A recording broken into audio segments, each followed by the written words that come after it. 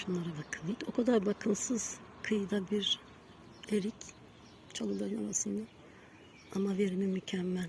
Allah Teala bu nankör kullarına bu kadar veriyorsa onu hakkıyla ibadet edenlere nasıl verir acaba?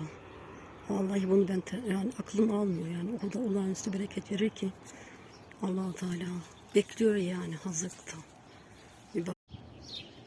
Kuş sesleri ne kadar güzel.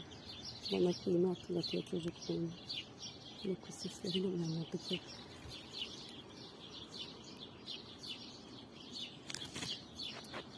Dallar yerde. Hiç kimsenin umurunda değil. Şunlara bakın.